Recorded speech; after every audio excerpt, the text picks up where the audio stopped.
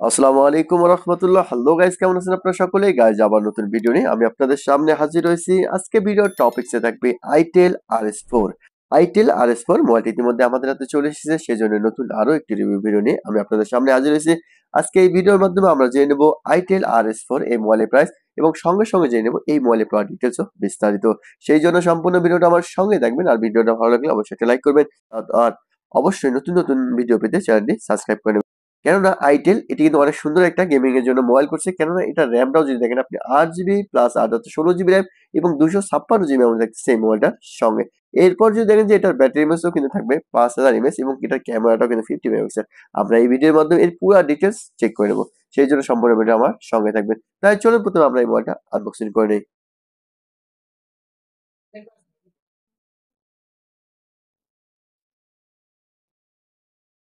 Wow, আমরা ইতিমধ্যে কিন্তু এটা আনবক্সিং করে নিলাম। আমরা যদি প্রথমে মোবাইলটি একটু হাতের দিকে নিয়ে নিই।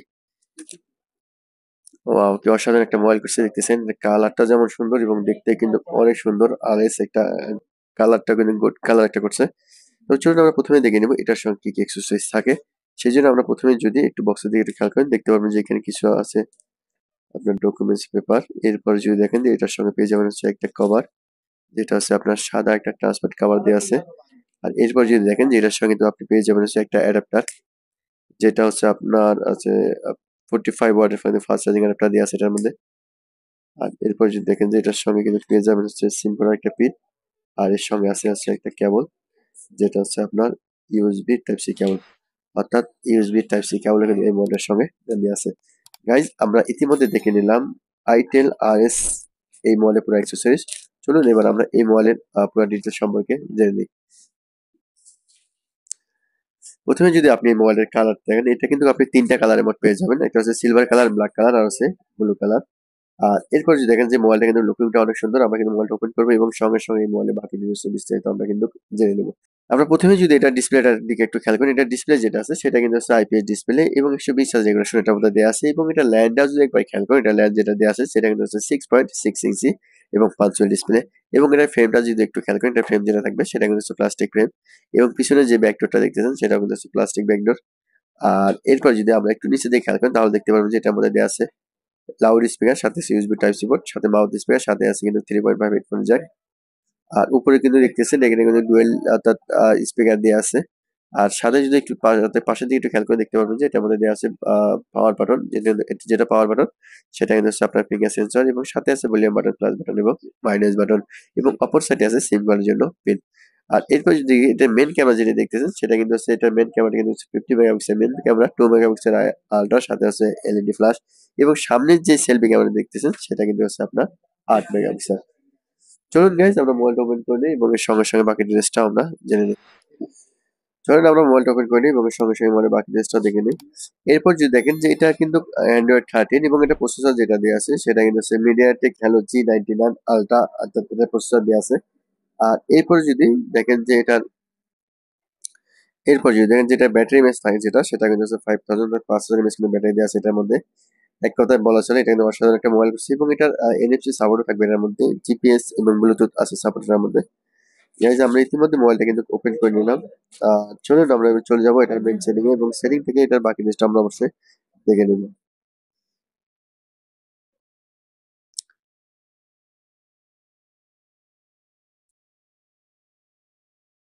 ওকে, আমাদের মোবাইলটা ইতিমধ্যে ওপেন হয়ে গেছে। আমরা যদি একটু এটার ব্রাইটনেসটা একটু বাড়িয়ে নিই যাতে করে আমাদের দেখতে সুবিধা হয়।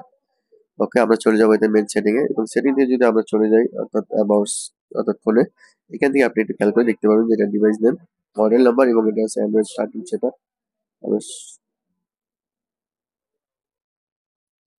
এটা হচ্ছে Android 13 ভার্সন।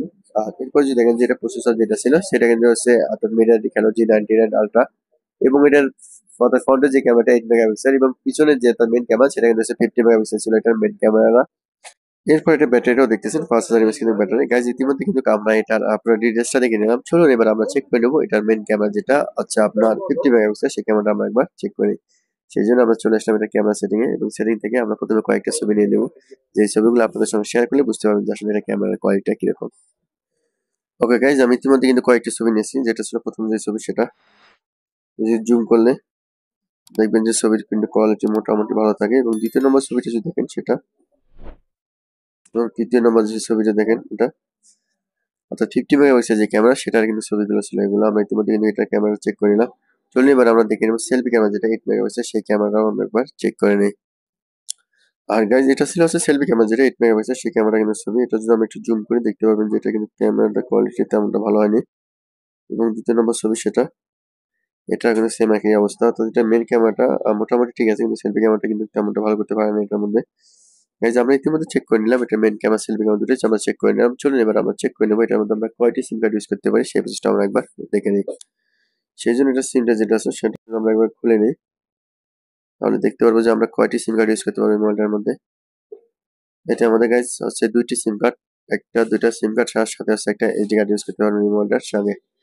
গাইজ আমরা ইতিমধ্যে দেখে নিলাম অর্থাৎ আইটেল